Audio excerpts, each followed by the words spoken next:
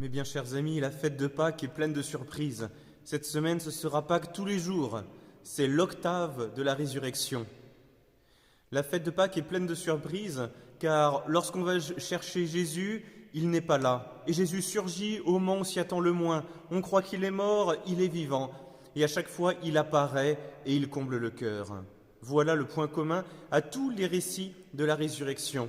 L'apparition à Sainte Marie-Madeleine, elle croit que c'est les jardiniers, il se retourne, il la regarde, il dit Marie, et elle dit Maître, et elle est folle de joie, car elle a retrouvé ce Jésus qui l'a sauvée. Et là aujourd'hui nous avons l'évangile de l'apparition de Jésus aux disciples d'Emmaüs.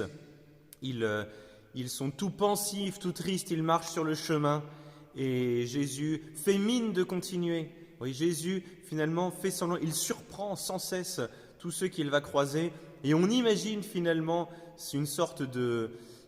comme lorsque finalement nous faisons des surprises les uns aux autres, nous attendons de voir quand l'autre va découvrir notre surprise, et nous avons déjà une joie intérieure car nous aimons la personne, et nous savons qu'elle va aimer ce moment. Eh bien, Jésus, c'est la même chose. Il se révèle et il est heureux de voir le bonheur de ses apôtres, de voir le bonheur de Marie-Madeleine, de voir le bonheur des disciples d'Emmaüs.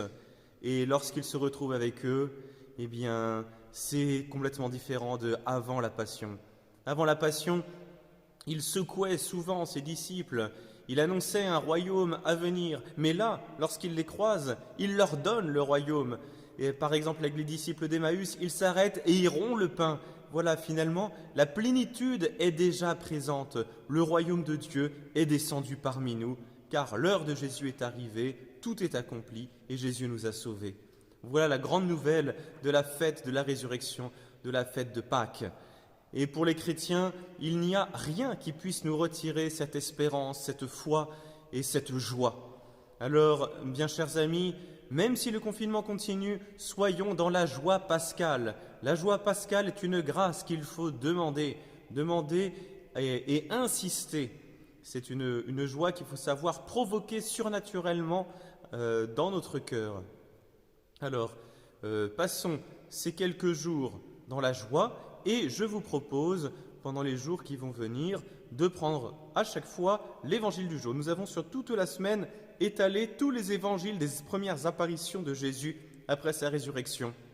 Et ce sont des récits merveilleux. Et les épîtres sont souvent tirés des actes, vont être souvent tirés, et sont déjà tirés des actes des apôtres, qui nous montrent finalement l'œuvre de la grâce qui commence déjà à agir en plénitude dans l'Église naissante.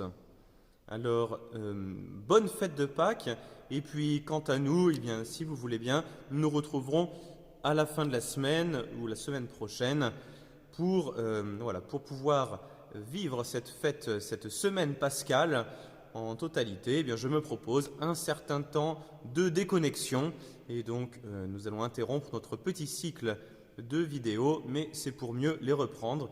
Mais je pense que c'est le bon moment parce que vous serez suffisamment bien accompagnés par ces épîtres, les évangiles, toute la liturgie de ces jours. Vous pouvez trouver ça dans vos missels ou sur le lien du site Introibo que je vous mets sous la vidéo. Et de cette façon, je sais que votre vie spirituelle ne s'en trouvera pas amoindrie. Je vous recommande également les homélies quotidiennes de la province de France, de l'Institut du Christ Roi, qui peuvent aussi vous nourrir puissamment, qui sont toujours faits par des chanoines de l'Institut, car nous ne vous abandonnons pas dans ce temps de confinement. Bonne fête de Pâques et à bientôt.